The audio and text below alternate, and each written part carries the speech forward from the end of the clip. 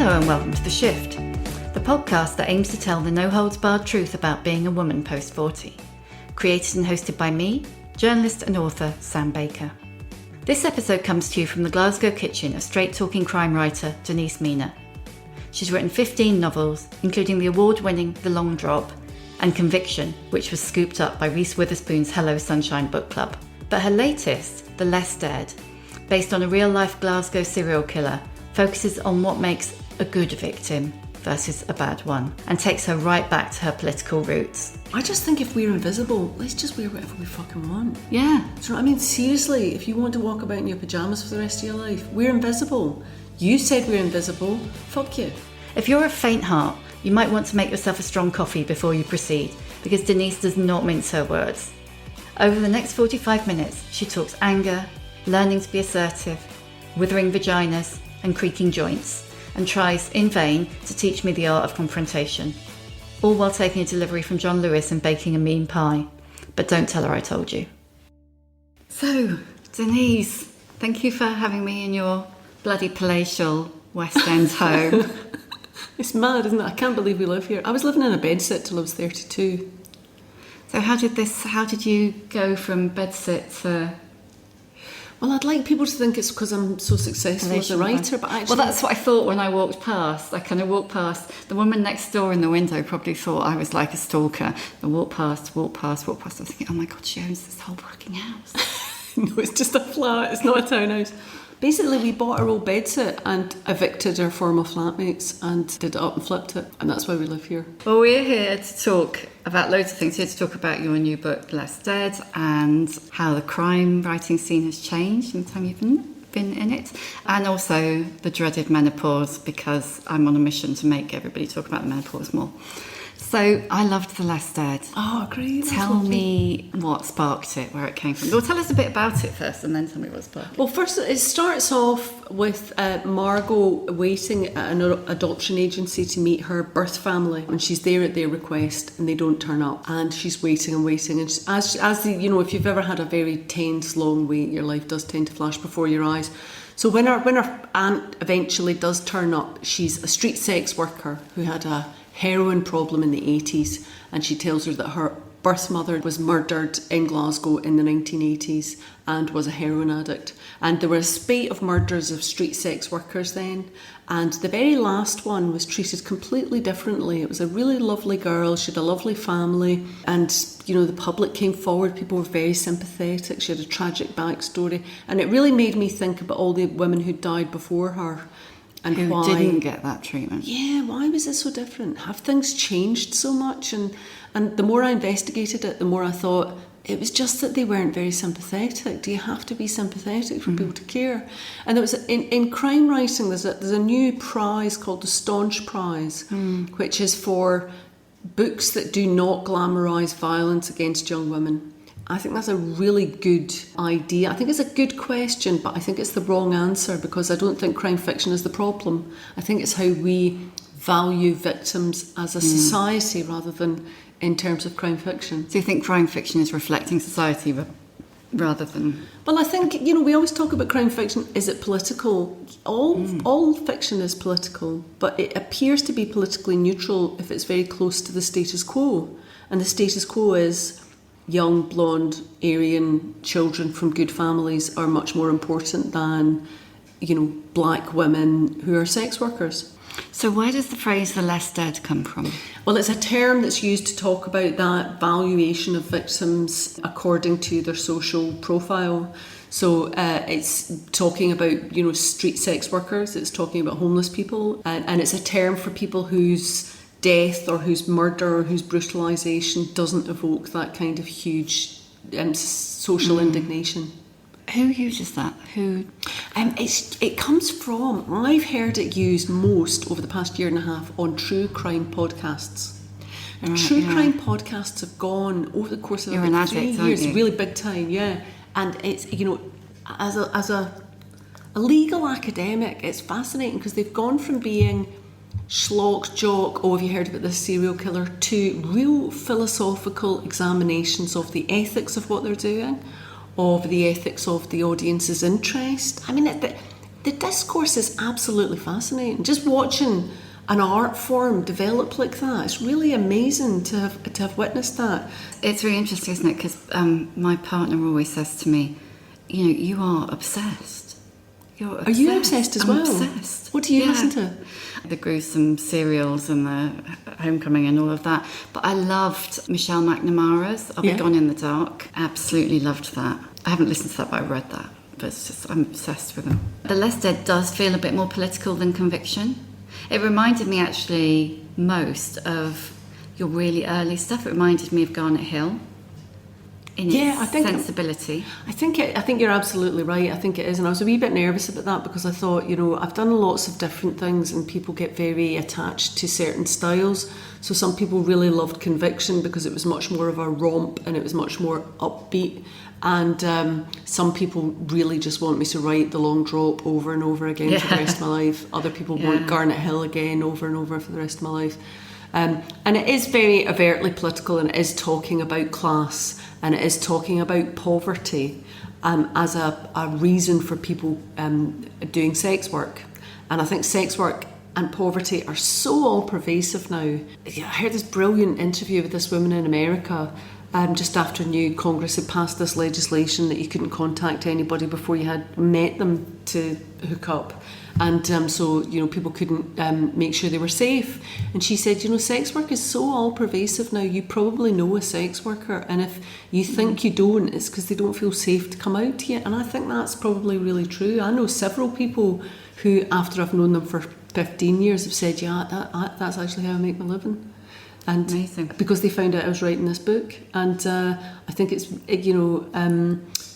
we really need to talk about the fact that people are doing it for money. They're not doing it because they want to have super sexy times, like the 70s happy hooker construction or the massive empowerment. Those are real male gazy constructions of sex work. You kind of grew up effectively in the 80s, and we were talking earlier about there's some real similarities now. There feel like a lot of parallels between now and the 80s. It's so alienating, the atmosphere, and it's very, very divided. And I couldn't believe anybody ever voted for Thatcher. I just couldn't believe people would do that. And yet I knew people who, obviously they wouldn't tell me because I was dungreed up to fuck and, snap.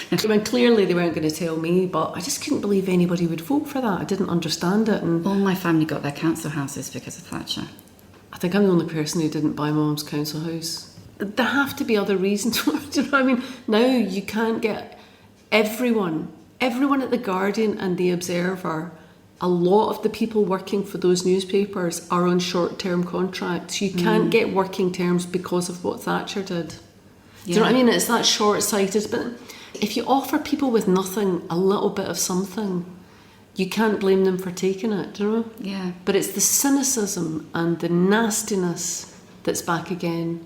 And it's the real sense of we will trick you into doing things that are not to your benefit. It's funny actually because a very close cousin of mine was rich in the 80s, and he keeps saying, I didn't think it was that bad. And I was very poor in the 80s. And I said, no, it really was that bad. It was bloody grim. It was awful. And now, coming up to this time, I'm all right. I'm quite comfortable. And you think, how can you make sure that you don't blind yourself to how awful this is and how grim it's going to be? I feel like, disgusting as Thatcher was, she believed in what she was doing, whereas now it just feels like contempt. It feels like they're selling things off. It feels like it feels like a fire sale. It doesn't feel like a mission. I really wonder if avarice is an illness. How much can you need? How much can you?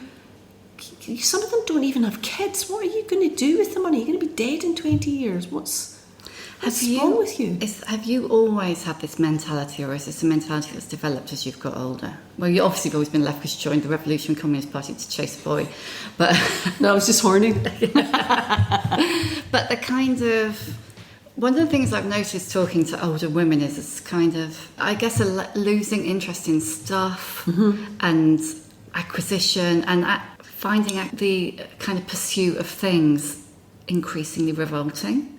Is that a new thing for you, or is it a constant thing? No, it's a constant thing, and it's because I read Keep the Aspidistra Flying when I was very young. I mean, I did law and I could have gone into legal practice, and at that time it was a really good living, and I thought, no, I'm not going to chase money, because I'd seen people chasing money, and money is a metaphor for happy or content in the world. Yeah. All my friends live here and none of us have ever moved. So we all lived in a big rundown flat. These are the people I evicted. And, your ex-friends. Yeah, my ex-pals. We're thinking about how to grow old well, you know? Yeah. And I think one of the things is you need to stay near each other. You need to stay outward focused. So we're all looking to do voluntary work together. You need to remain physically active. But most importantly, you need to remain engaged in the world, you know?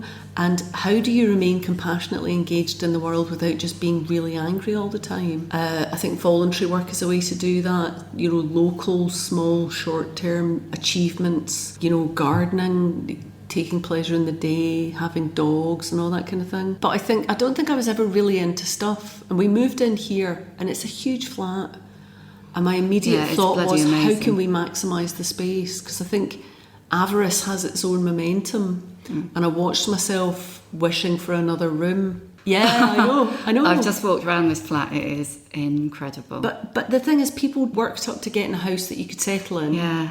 And then you got a house that was so big. I mean, one of the things about lockdown is I know loads of people who realised they were living in houses that they couldn't clean. If your cleaning lady can't come in, you live in a tit. And you know, your family are used to having a cleaning lady coming in and doing all the work. They don't even know how to hold a brush, some of them. So it's down to you, do you know what I mean? Yes, so that's where avarice kind of takes you. And I think avarice takes up a lot of space in your head as well. Did you read Keep the Aspidistra Flying?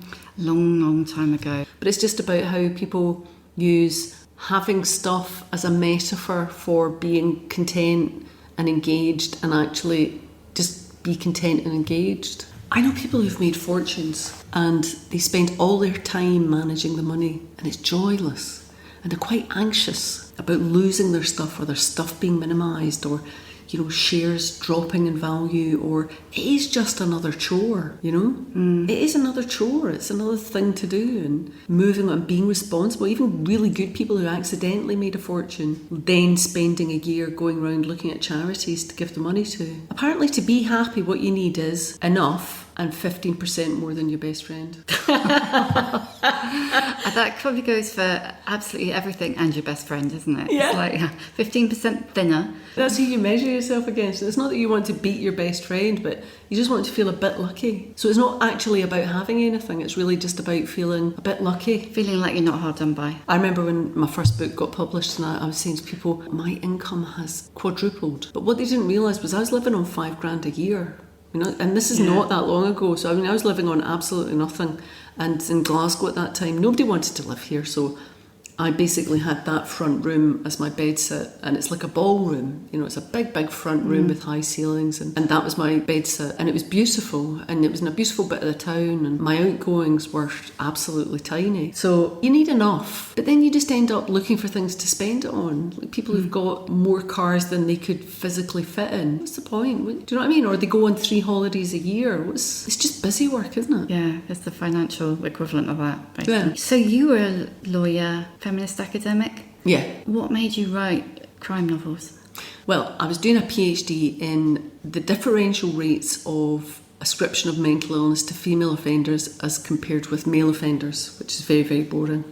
And I thought, no one's ever going to read this because it's so dull. But if you could put this idea in a crime novel, then lots of people would read it to find out who the murderer is. And that's a much better way to disseminate information through narrative. Narrative's famously good for disseminating information. Sam, you know, writing's a compulsion. It's not really a life you choose. And sometimes people talk about it and they say, oh, this was my business plan. And you're like, you're kidding yourself on. Do you know what I mean? I'm going to sell this many and I'm going to, you know, I write for the movies and all this kind of thing. You're right. Most people are writing because they feel a compulsion to play with words and make things with words. So interesting to me that Garnet Hill was your first and The Less Dead is your 15th? 15th. Is that right? Yeah. What year did you write that? Would that have been the 90s? 1996. Because to me the parallels between those two books are huge. It's really, I think it's really God, that's dead interesting. Yeah. But the protagonist is more middle class. I mean, the thing about Margot is she is very middle class and relatable. And I think one of the things I really noticed about Garnet Hill was the vast majority of readers of crime fiction want to identify with someone who is quite posh. I don't think it's because the readers are posh. It makes it more relatable. Or I don't know if it's the reviewers feel comfortable with that character. A lot of the Less Dead is about Margot coming to terms with her own privilege. What were you seeking to do with that? Well, I mean, it's very prescient now, but at the time it wasn't. It was a bit random. I mean, that is exactly what I wanted to talk about, but I don't think it would have those resonances if it hadn't have been for Black Lives Matter, because we're aware of that, we're thinking about that, and we're thinking, could I possibly be part of the problem, And but Margot just thinks she's normal. She doesn't like to it's uncomfortable to think about your privilege. It's uncomfortable to question yourself. It's uncomfortable to think, am I being kind or am I being a patronising cow? Mm-hmm. It's uncomfortable to think, maybe I should take advice about this. So she meets this woman, Nikki, who's her aunt. Her aunt is a clean heroin addict, street sex worker, and Margot thinks she might be able to help her, and she has to be pleasant to her. And what she doesn't realise is Nikki is much smarter than she is, but she's never had the chance to go to university or study medicine, but she's a very, very clever woman. And I think quite often, if there is an educational gap in a family, if you're the first generation to go to university, which I am, you really notice the difference between your approach to things, which seems self-evident, and other people's approach, people who have not had that chance. I mean, my mum's generation left school at 14, but she is very privileged, and if she was murdered, people would care. Nikki says they'd bring the army in if you got murdered. But because her mum was one of the less dead, nobody really cared about her. So right now we've got, social media, and we talk all the time about victim blaming, victim shaming, some victims being good victims, other victims being bad victims and therefore not getting any attention. Do you think it's ever going to change? Because we're talking about it a lot now, but it doesn't look to me like anything's very different. I think narrative is a great way to change attitudes. I think The Mask. Do you remember that film with Eric Roberts, was it? Yes. That was the only film I can ever think of where a central, good, sympathetic character had a facial deformity. So if you think about facial deformity as a trope in narrative, in Bond films, if you've got facial deformity, you're a bad guy. Yeah. Facial deformity universally is a trope for a bad guy. If you think about it, if a lot of sympathetic characters happened to have a facial deformity, not that the whole film is about facial deformity, social attitudes to facial deformity would be very different.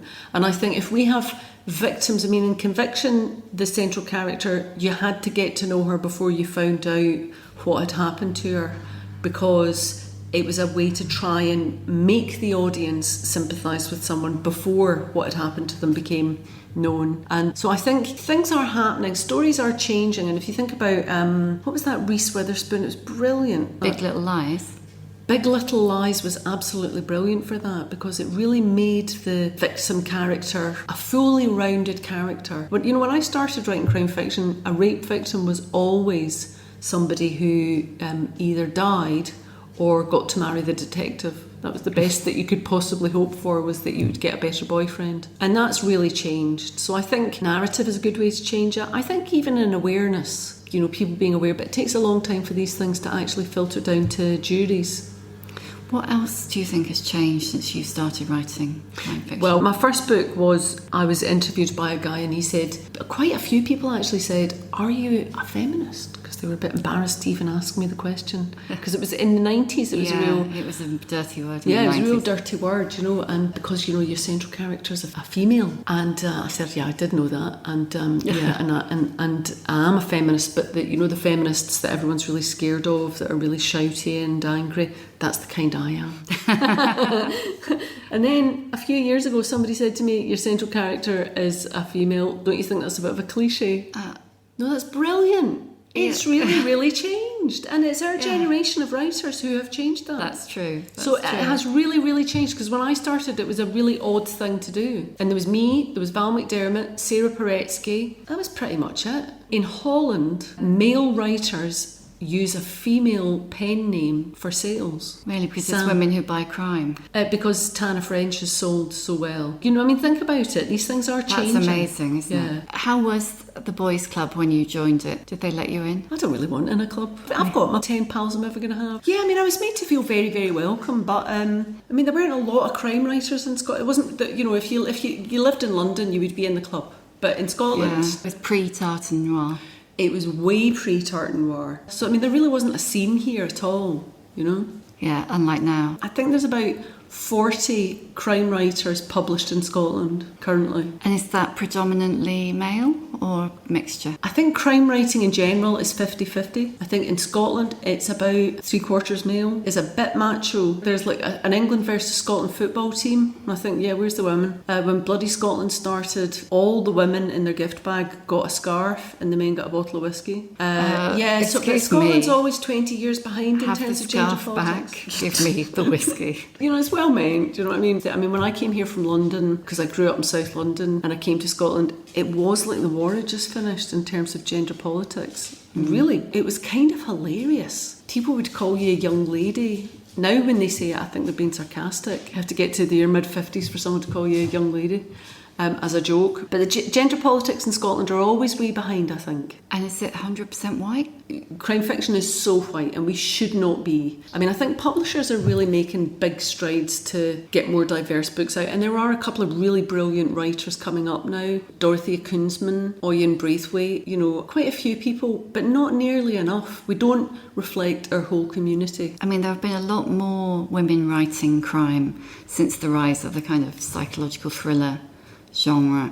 Do you think that's helping with the problem of an awful lot of crime, you know, the main female character being a body in the hall before, you know, that's it? Well, it really is. And, you know, I mean, when you know that things are really changing when you read crime fiction and you fundamentally disagree with the values in it.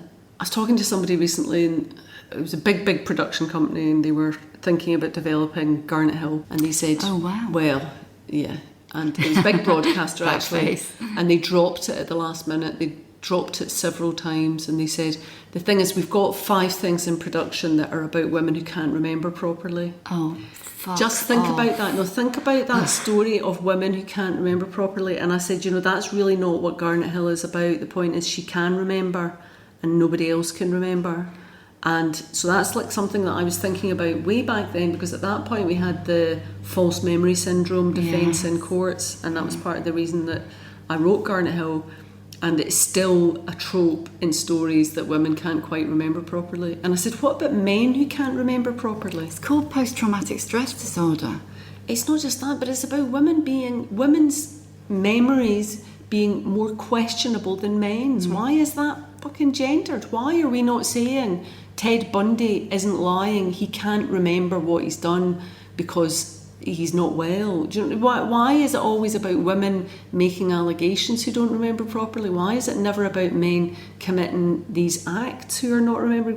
Why are women pervious and men are solid? Why are we constructing femininity as intensely problematic and saying that men are normal? Do you know what I mean? Why is it always about women don't quite know what's going on? Some of us are a bit depressed and we know exactly what's fucking going on. We've been telling you what's going on for 25 years, but you're not listening, you know?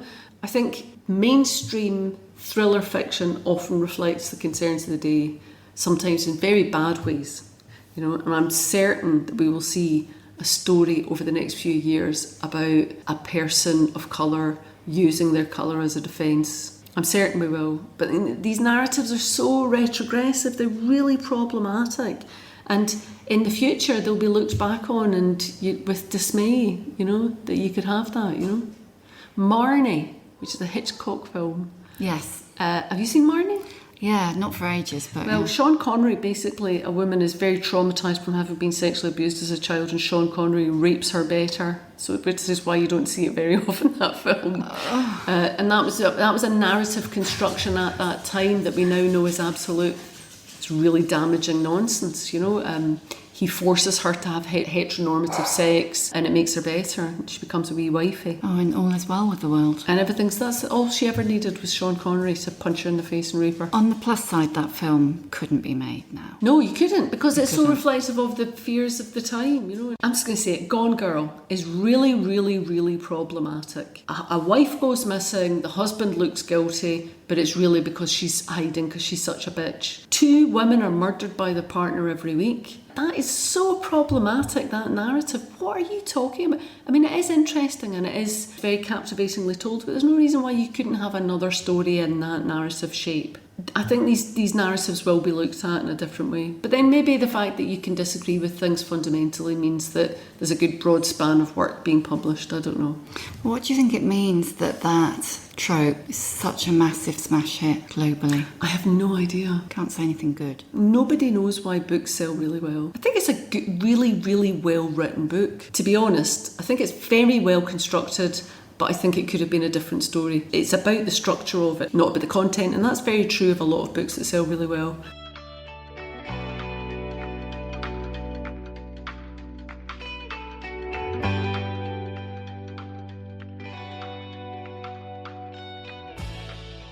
Let's talk about menopause. Let's do it. Let's do it. We're actually having this conversation a couple of days after Michelle Obama did a whole podcast about it, and now everybody's going, oh, that's right, we can talk about menopause now because Michelle Obama has.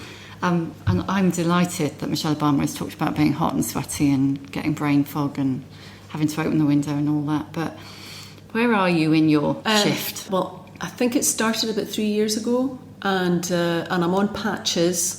I'm still quite sweaty at night, and I've developed a physical condition which every joint clicks. Oh God! Yeah, and if it was a new symptom on me. Well, if they were inflamed, it would be osteoporosis, or arthritis, I think. But because it's just noisy, I mean, it is like a bag of dominoes being dropped on the floor whenever I get up or move or anything, and it's rather delightfully called crepitude. Oh my God, sorry, that's worse than atrophy. Crepitude. Oh my God, when did you get crepitude? I think about a year ago. But my girlfriends and I are all very open about it, and there's a couple of friends who have been talking about the perimenopause since we were about 18. We've got a thing where we're trying to make sure we don't all put on too much weight, but we WhatsApp each other our weight, once a week. Really? And we're charting ourselves, ballooning gently. But we've got a friend who lost loads and loads of weight, and she looks like an empty ball sack. She looks terrible. So we don't want to lose too much weight. You don't want to lose loads of weight, but you don't want to absent-mindedly balloon while you're doing other things. Do you know what I mean? Yeah. You just want to be aware. And we used to all go to aerobics together. We went to aerobics, we went to step, we went to boxercise. We've been through every exercise fad. We've been quite shit at all of them. Do you know what I mean? We just want to make sure our hearts stay healthy, and then every so often we meet up and have a big blowout. I'm talking about this as if we're training for the Olympics, but honestly, we're all between... It feels like it, though. We're all between 10.5 stone and 15 stone, so please don't think for a minute that we're... No, I feel like I really want to be good at exercise. Well, no, not that I want to be good at it. I want to like it. You don't like it? No, not particularly. Because I kind of got that puffy middle thing. Several people said try weights, so I did weights, and I did love the fact that it started to pull everything back in again. But I didn't really love it. I think you don't really always enjoy it, but you do feel good after. That's what you're looking for. It's good for your mood, and it's good for regulating your temper, and you can get better at it as well. Yeah. But you've never found anything that does it for you? No, I walk a lot. Yeah. I walk a lot, but that's about it. Is it? Yeah. That's very good for you, and it's very damaging to your joints, so you might not get crepitude. Oh my God, those are your options: crepitude or osteoporosis. Excellent. I wanted to talk a little bit about HRT. So you have patches. Were you aware or caught up at all in the politics around HRT? My mum was on HRT for a really long time, possibly an illegal length of time. Yeah. And I was very aware of HRT. But to be honest with you, I was very aware of the politics and the non-normalisation of menopause. But I am sexually active, and my fanny started drying up, and sex became painful, and I just thought, fuck it. Yeah. That's the honest truth. I need my vagina. I need that thing. So that was why I went on HRT, and it's worked for me. No, I had that. Well, you can read the chapter on atrophy. I'm not sure whether it's A or vaginal atrophy. Yeah, it's like, God, and it literally means withering, doesn't it? Yeah. It's fucking awful. Withering vagina and crepitude of the joints. But it's great being on this side of the menopause. Tell me about your hair, Denise. My hair? Your hair. For anybody who doesn't know what Denise looks like, we'll bloody Google a picture and have a look. You've just got the most amazing grey, spiky hair. I love it. When, why, how, what was the decision? Well, I started going grey at 19. And for about 15 years I was saying, I think I'm going to go grey. I kept saying to hairdressers, I'm going to go grey. And then I went once when Mac first opened in Glasgow, I said, look, my skin's getting older. Can you show me how to do makeup for older people? Because I was still wearing red lipstick and stuff like that. And they basically just made me look like a clown. They hadn't a clue. They don't know. Nobody knows about older makeup. Nobody knows how to enhance what you've got. Do you know what I mean? They're just like drawing, like putting concealer under your bags under your eyes. I quite like the bags under my eyes. I like concealer in it. It just fills up the pockets, doesn't it? It just looks disgusting. It looks cadaverous, doesn't it? Yeah, it looks awful. And I was dyeing my hair and I was wearing the wrong makeup, and I wear so much less makeup than I used to wear. And then one day I just suddenly thought, nobody knows how you're supposed to look when you're older, and you're supposed to be invisible. So I'm just going to, fuck it, I'm just going to wear whatever I want. I'm going to do my own hair. I'm going to stop dyeing it. And I went to a really good hairdresser. I said, look, I'm going grey and I want to go grey. And she said, well, let's cut it short. So she cut it short, and I just went grey. And I started doing, makeup that suits somebody. When you get to a certain age, unless you're blessed with lovely lips, your lips do get thinner. So lipstick might not be your friend, but you need a bit of colour on your face because you're grey. So I went for red eyeshadow, and because I thought, well, just what you're supposed to do with makeup is you're supposed to enhance what you've got, and I have got quite red eyes. Just for the record, it's not bright red. It's kind of like a russety. It's blusher. Is it? You can't get red eyeshadow, yeah. and the eyebrows, your eyebrows tend to thin out a bit. Yeah. You discover eyebrows when you've hit 50, don't you? Yeah, big time. Yeah. But eyebrows are a great marker for the face, So eyebrows and eyeliner and red eyeshadow and no red lipstick. And also blusher. I never used to wear blusher because I always had a big red face. I had big farmer's daughter red face, like diagonal stripes from the inside of my eye to the jawbone. Really? Yeah, I looked like a kind of breeding heifer. Honestly, I looked so healthy. I find that really hard to believe. Well, I used to wear this stuff you got from Boots, and it was green stuff to cut out the red. And also I was very freckly like you, and I was very shy about being freckly. Whatever you are, you hate. Yeah. And so I used to wear a lot of foundation and stuff to cover up the freckles. Yeah. Oh, Lord. And then I just thought, because nobody knows what you're supposed to look like when you're older. And this dress is German, and it's a German make that it's a dress shape called tulip. So the waist stops slightly before your waist, and then it goes out, and then it comes in. So it gives you a womanly shape rather than a cut crop top and yoga pants, which are comfortable. They're not your friend. No, they're not. It's like chunky men wearing pleated trousers. No, you're a handsome man. Don't wear that. Have you felt invisible? Actually, I thought I was invisible because I was just dotting about wearing mad stuff. But in Glasgow, you can. Yeah. You can, honestly. For years in Glasgow, I've kind of been walking about in fancy dress. Lots of people in Glasgow do that, and people congratulate you. There's no hostility. There was a shelf stacker the other day in Tesco's. It was at 7 a.m. It's like COVID anxiety. I'm out shopping, and the guy says, "See that what you're wearing? Well done." Really? Yeah, love it. And so people comment on what you're wearing all the time, but I don't. I haven't really felt invisible. But I think if you're very shy, having a strong look is a good thing. Are you very shy? I'm in my head a lot. I'm not shy, actually. I don't really get social panic. And also, I don't know if you find this as I get older, I don't care what you think, but people tell me what they think of me all the time. Yeah. I don't really give a fuck. Yeah.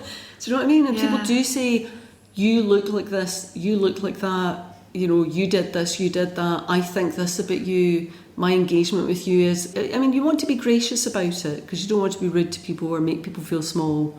But at the same time, I don't care. I don't know about you, but I'm at a point where possibly for the first time in my life I am learning to not really care what people think about me. As a writer, you come out of the house, maybe every 2 years into a sort of public blare, and you come out sometimes and realise, oh God, I'm really out of fashion. People hate me. And then 2 years later you come out and people love you.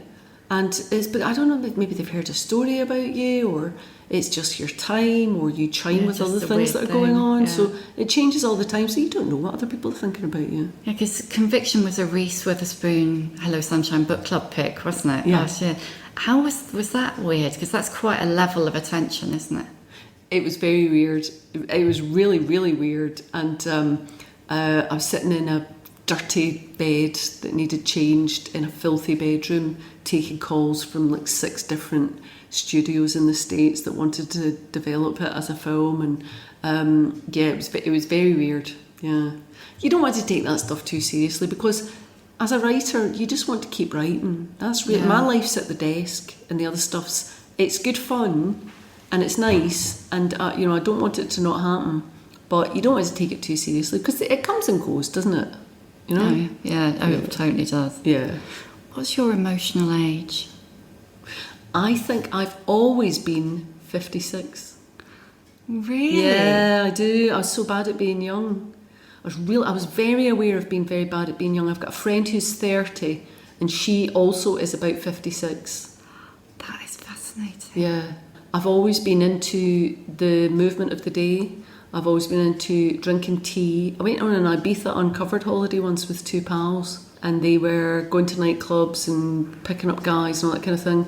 And I was there to see the churches. I genuinely thought, I'm interested in documentaries. Do you remember Time Watch? Yes. I loved Time Watch. So I think I've always been about 56. So, I think this is my time.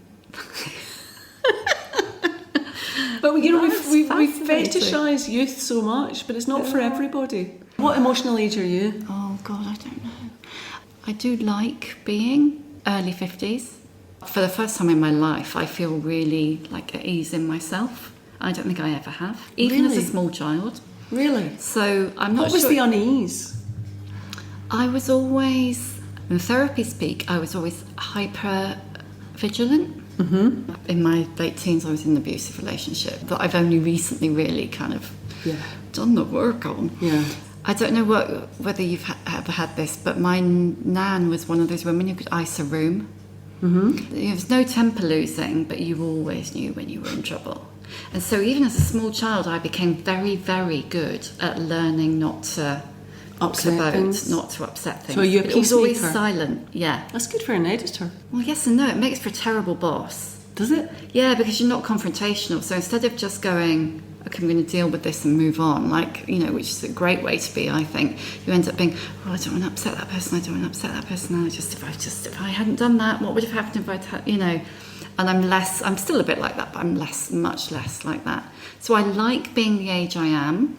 I'd probably like to have my 35-year-old body back, if I'm honest. My 35-year-old body was fat as fuck. Really unfit. Yeah, no, I'm so happy to be the age I am. It's a great thing to be fat in your 30s, and then when you get to your 50s, get a bit fit, and you're like, wow, my knees still work. Oh. Are you confrontational now? No. Would you like to become confrontational? I'd like to become more confrontational. Why, have you got less tips? I don't, but I'm very confrontational, and I grew up in a plate-smashing family, and I feel like I could teach you to be comfortable with confrontation, to be comfortable with your own shouty voice, maybe. I would love that. Let's do that. Look over my shoulder and say, I'm fucking furious with you. Don't look at me, because that's very difficult for you. But I'm not fucking furious. Doesn't matter. You will be in a minute. You shout it loud enough. I can't do it. I think a lot of women are afraid to be confrontational because they're afraid of taking up space. Yeah. You know how women always sit with their legs crossed? Yes. If you ever go on a bus, sit with your legs wide and your elbows out and take up space. That's a really good practice. You instantly sit up straighter when you do it as well. Instantly. It's very uncomfortable. Women's language is very different than men's language because they put in conditionals. Being assertive is not about being aggressive or rude. It's just about being clear. How have your rage levels been as you've got older? Much, much better. Oh, better. That's Oh God, I interesting. was so angry when I was young. So angry. That was a time of Andrea Dworkin, and the feminist movement was really, rage was very much the kind of chosen style. So I've learned lots of techniques for dealing with anger. And then when I had kids, and I realised I didn't want them to grow up with a really angry mum, because that's it's a bad thing for kids. So I started really working on anger. You think it's keeping you safe, and then when you have kids you realise this isn't keeping them safe, it's just making them really scary, making them really scared, Yeah. And so they think the world's full of threat, and their primary caregiver is a nutter who can go off at any moment. So you started going through the menopause at 46. Yeah. When did you realise that's what was happening? Did your fanny dry up? Not straight. How did you notice? No, my fanny dried up later, Right. a bit later. So, no, I thought I was just going completely mad. I had really bad anxiety. I mean, it's really interesting. Quite a lot of people talk. I mean, I didn't go so far as thinking I had dementia, which some people have actually said to me they've gone to the doctor and said, I think I'm getting early onset dementia, and they've gone, oh, are you menopausal? It's like, why doesn't anybody tell you these things? No, I had really bad anxiety, confidence through the floor, rages, brain fog, the whole bit. I didn't have a clue what was going on. I've always had loads of gynecological problems, so my periods weren't a great steer. And then I read something, an article, and I thought, and so then I started asking all my friends, like people who were a little bit older than me, and they all kind of went, no. I think you're talking about.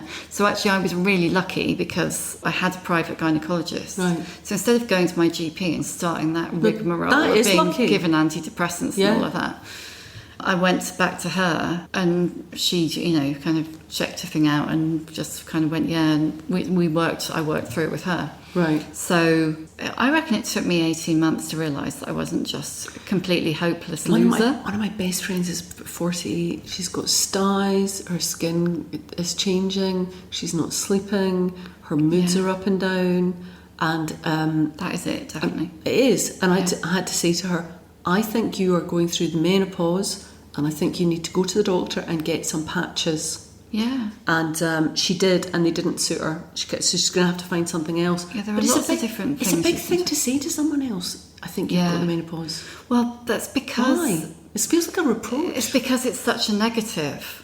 For me, that's what the whole thing about the book and where this whole idea came from, is that I really believe it's the start of something. It's the start of the next whole period of freedom, if you like, in your life. But the way society sees it, it's like, oh, you're no longer childbearing, if you ever were, so you're useless. Mm-hmm. You're kind of, we're not bothered with you anymore. So to say to someone, I think you're menopausal, it is, in the terms of our society, is to say, you're done. You're done. And it's all dry fannies and tenor pads and... when it's not at all. And even I know a lot of women who do talk about it, but they only talk about negative individual symptoms. They don't talk about that phase of your life. Some people just sail through.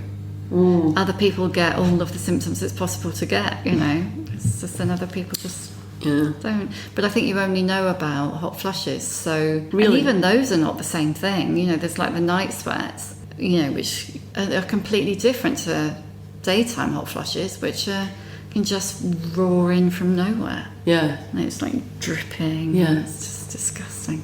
Yeah. Yeah. No, it's interesting, I think, anyway. So I'm boring on about it. No, but I think it's fascinating because it's about taking women out of the male gaze and making a space for us out with, the perception of you as a commodity, as a sexual commodity. Isn't it? That is what you're doing. I mean, I think that's fascinating. I think that's brilliant. And I just really think that, I use this quote a lot, and I always get the name of the programme wrong, but there's the one with Jane Fonda and Lily Tomlin, Grace and Frankie. Grace and Frankie. And there's a brilliant where Jane Fonda says they're trying to buy a packet of fags and they can't get served. And she's like, if you can't see us, you can't stop us. And I really like that. That's and great. I really feel like that. Yeah. Anyway, I just think if we're invisible, let's just wear whatever we fucking want. Yeah. Do you know what I mean? Seriously, if you want to walk about in your pyjamas for the rest of your life, we're invisible. You said we're invisible. Fuck you. Do you know what I mean? Yeah, exactly. So I've got a few questions that I always ask at the Go end. on then. Firstly, just for the hell of it, because everybody loves a book recommendation, just recommend a book that you've read lately that you rated. What have I read that I loved? A History of Salt. Really? Yeah, see, yeah. It's just about, I watched a You are 56, aren't you? Yeah, really. It's quite boring. I watched a brilliant documentary series about the Silk Road, and it's kind of like that. It's like a travelogue through history and space and geography. It's great. Oh, I love food and travel programmes. If they can combine it, that's better. It's everything. It's fantastic. What one piece of advice would you want to give young women? Don't worry. Don't spend a lot of time worrying, because you're always worried about the wrong thing. So true. You know, that sounds quite catastrophic, but you're always worried about the wrong thing. You're worried that people think you're fat, dumb, not pliable. They're not worried about that. They're worried that you're going to take their jobs, and they're worried that you're smarter than them. Also, I think, when things get bad, try and have 10 minutes a day where you do something nice, like have a bath or watch telly. Give yourself 10 minutes off in every day. I think that's brilliant advice. Sophie Hannah told me that. That's fantastic advice. What would your superpower be? Empathy. I would make people not massively empathetic, because I think that's crippling, but I would make people be empathetic, a bit more empathetic, because I think fear is kryptonite to empathy, and that's what stops us looking after each other globally. And who are the older women that you admire? I come from a very big family of women. It's very matriarchal. My great aunt Kate, I admired very much. There's a brilliant Shauna McMullen artwork in the Scottish Parliament, and she got 99 women to talk about a Scottish woman that they really admired. And I think most people chose like Mary Queen of Scots or something like that. I chose my great aunt Kate because she was an immigrant. She was self-educated, she was working class. She came over from Belfast when she was about 7, and she had to write a sentence that summed them up. And it says, confronted with the dusty skirting, she said, my mind's on higher things, and it was. Oh. She was always reciting poetry. Their father, Pa, couldn't read, so he memorised poetry all the time. So they were a great poetry reciting family. And Kate was always reciting poetry while flies settled on food behind her. So she's somebody I really admired. She always wore a matching hat and handbag. And lastly, how many fucks do you give? Well, this week I'm promoting a book, so I'm giving half a fuck. But as a very general rule, I give minus fucks. And as you get older,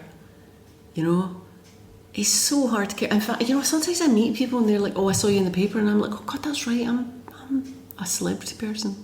I just don't really care, And I went to Buenos Aires last year on my own to research a project. As a middle-aged woman, it's like a cloak of invisibility. It's wonderful. You can go anywhere. No one is looking at you. No one's hassling you. People aren't talking. You can go into a bar, have your dinner, read a book. Nobody's hassling you. It's great getting older, really, That's brilliant. Thank you very much. Thank you for listening. I'd love to hear your feedback. You can reach me on Twitter at Sam Baker and Instagram at The Other Sam Baker using the hashtag #TheShift. You can hear a new episode of The Shift each week on Acast, Apple Podcasts, Spotify, or wherever you get your podcasts. If you like what you hear, please do rate and subscribe, because it really does help other people find us.